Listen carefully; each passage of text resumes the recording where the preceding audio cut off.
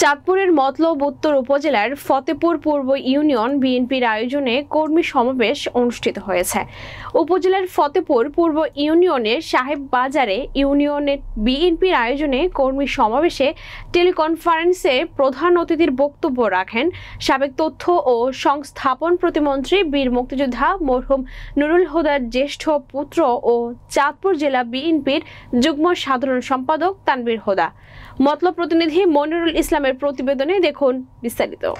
প্রধান অতিথির বক্তব্যে জেলা বিএনপির যুগ্ম সাধারণ সম্পাদক তানভীর হুদা বলেন, আওয়ামী লীগের সন্ত্রাসীরা এখনও হামলা করার পায়তারা করছে। সকলকে সাবধানতা অবলম্বন করে মোকাবিলা করতে হবে। আমাদের নেতাকর্মীদের মামলা হামলা করে ঘরবাড়ি, দোকানপাট ভাঙচুর, অগ্নিসংযোগ সহ বিভিন্নভাবে আমাদেরকে হয়রানি করেছে। তার উচিত জবাব দেওয়ার সময় এসেছে।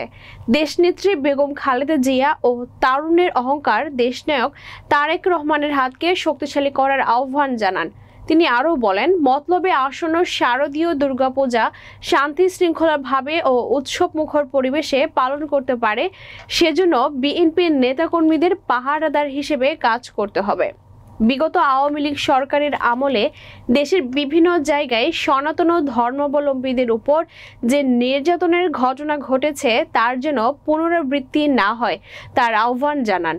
মতলব উপজেলা বিএনপির সাবেক সিনিয়র সহ-সভাপতি গোলাম সারোয়ার মজুমদারের সভাপতিত্বে ও উপজেলা যুবদলের সাবেক সাংগঠনিক সম্পাদক কবির হোসেন মজুমদারের সঞ্চালনায় অনুষ্ঠানে ইউনিয়ন বিএনপি ও সহযোগী অঙ্গ সংগঠনের নেতৃবৃন্দ বক্তব্য রাখেন।